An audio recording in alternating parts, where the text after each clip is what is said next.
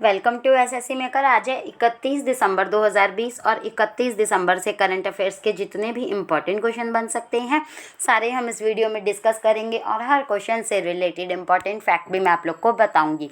तो पूरा वीडियो बहुत ध्यान से देखिए। लास्ट में मैं क्वेश्चन भी पूछूंगी जिसका आंसर आप लोग को कहाँ पर कॉमेंट बॉक्स में लिखना है। आई होप सभी करेक्ट आंसर लिखेंगे। चलिए स्टार्ट करते हैं आज के फर्स्ट क्वेश्चन के साथ। लेकिन उससे पहले मैं एक चीज़ आपको याद दिलाना चाहती हूँ कि भाई ई बुक के बारे में हमने बताया है।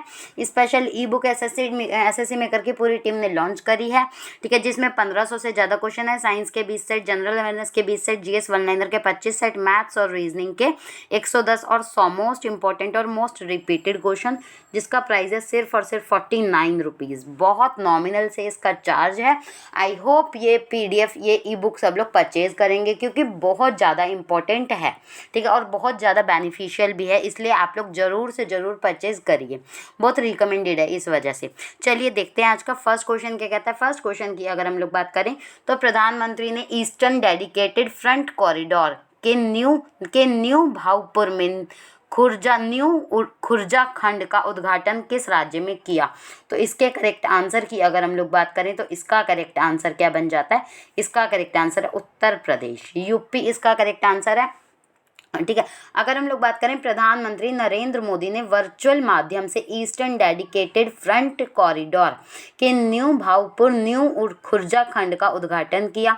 उत्तर प्रदेश में स्थित 351 किलोमीटर लंबे इस खंड के निर्माण पर 5750 करोड़ रुपए की लागत आई, ठीक है। पूर्वी डेडिकेटेड फ्रंट कॉरिडोर 1856 मार्ग किलोमीटर लंबा है और यह लुधियाना पंजाब के पास साहनेवाल से शुरू होता है और पंजाब, हरियाणा, उत्तर प्रदेश, बिहार और झारखंड राज्यों से गुजरकर पश्चिम बंगाल के दनकुनी में समाप्त होता है। तो इसका करेक्ट आंसर क्या है। इसका करेक्ट आंसर है उत्तर प्रदेश। चलिए मूव करते हैं आज के सेकंड क्वेश्चन की। सेकंड क्वेश्चन की अगर हम लोग बात करें तो देश के सबसे अधिक ऊंचाई पर मौसम केंद्र का उद्घाटन कहाँ किया गया। तो इसका करेक्ट आंसर क्या है। इसका करेक्ट आंसर बन जाता है लेह लद्दाख इसका करेक्ट आंसर है। अगर हम लोग बात करें केंद्रीय पृथ्वी विज्ञान मंत्री कौन, डॉक्टर हर्षवर्धन ने लेह में देश में सबसे ऊंचे क्षेत्र पर बने मौसम केंद्र का वर्चुअल माध्यम से उद्घाटन किया, ठीक है। अरुणाचल प्रदेश के ईटानगर में स्थित मौसम केंद्र के बाद लेह का यह नया केंद्र सबसे ऊंचाई स्थान पर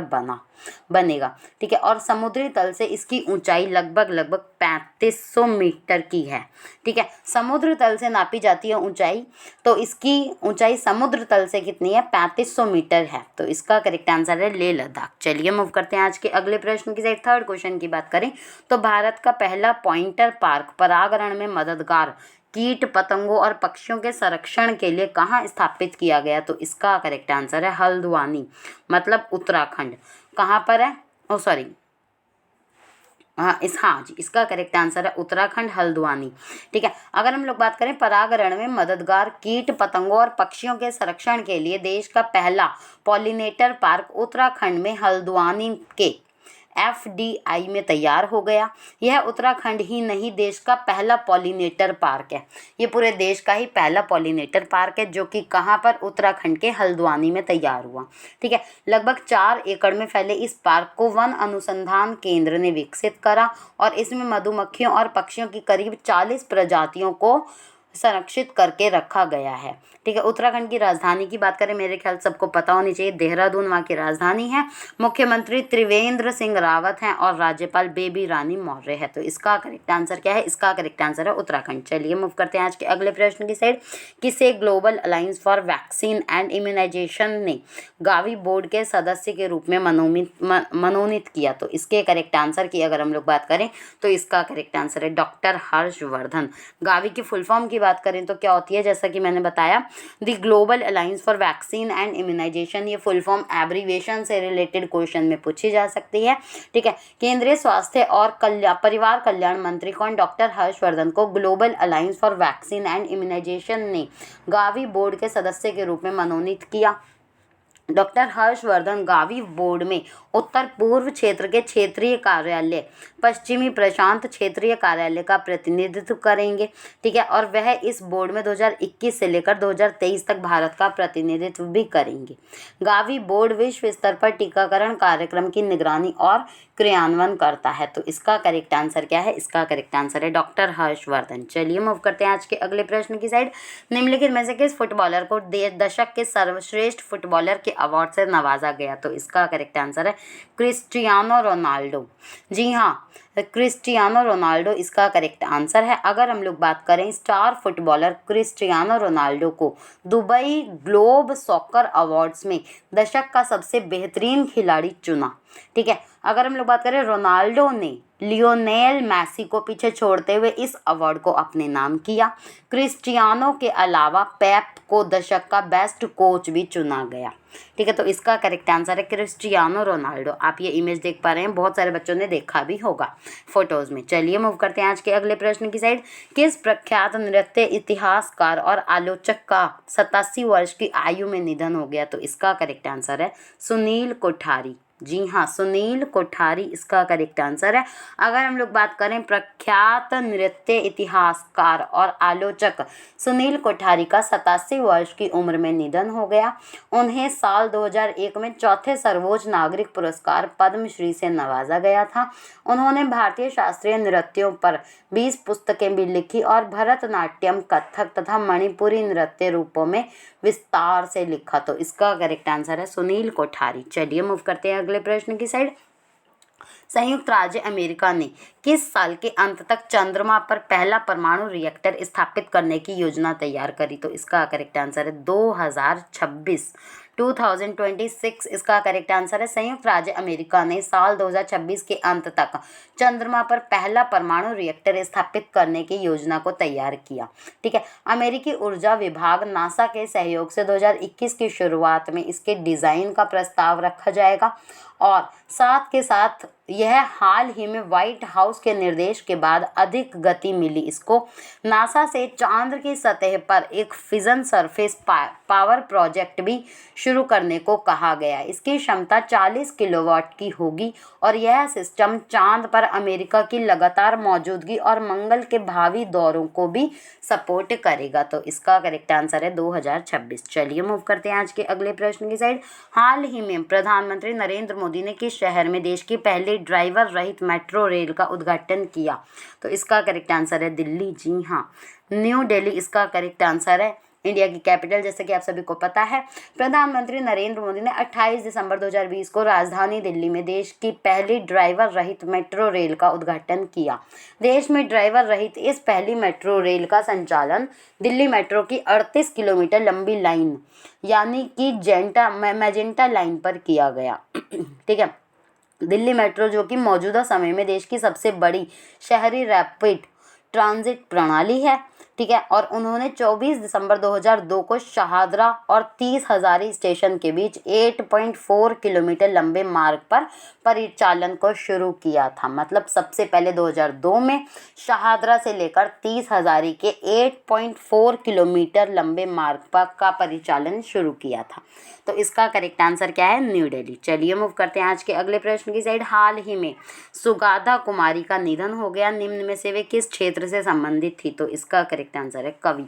जी हाँ, मशहूर मलयालम कवयित्री और पर्यावरण कार्यकर्ता सुगाथा कुमारी का कोरोना से निधन हो गया।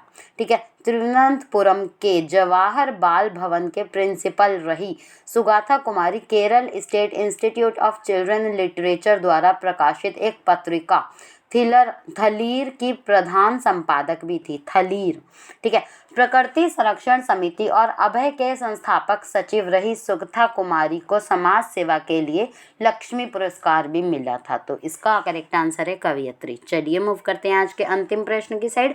निम्न में से किस राज्य में जाति के स्टिकर वाले वाहनों के मालिकों के खिलाफ दंडात्मक कार्यवाही की जाएगी? तो इसका करेक्ट आंसर है उत्तर प्रदेश।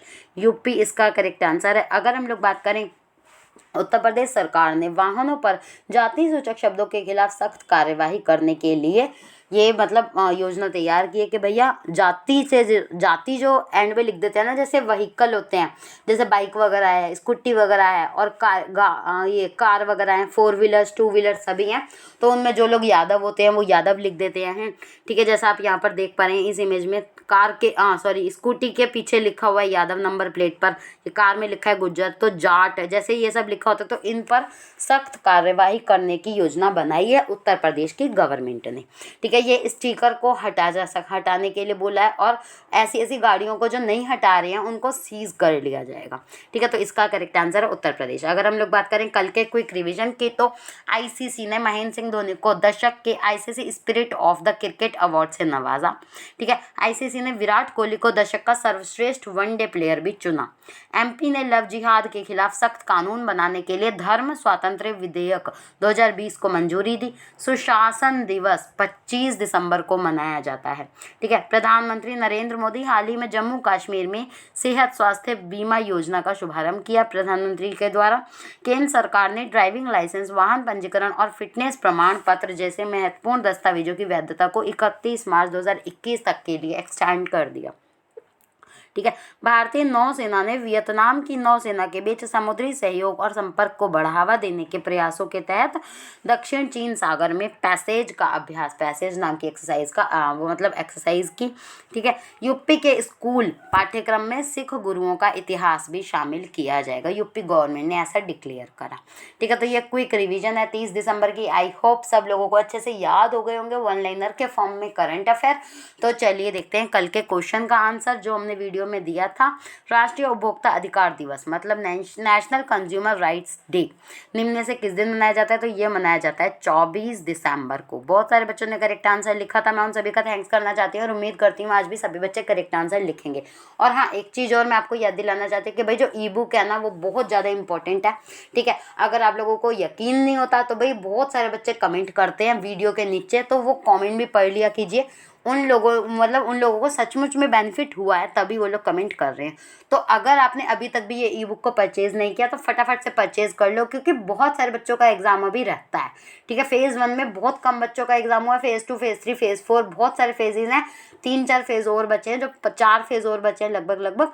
तो उसमें बहुत सारे बच्चों का एग्जाम है, बहुत ज़्यादा बेनिफिशियल है। सीरियसली गाइज, ये ई बुक आप ज़रूर से ज़रूर परचेज़ करें।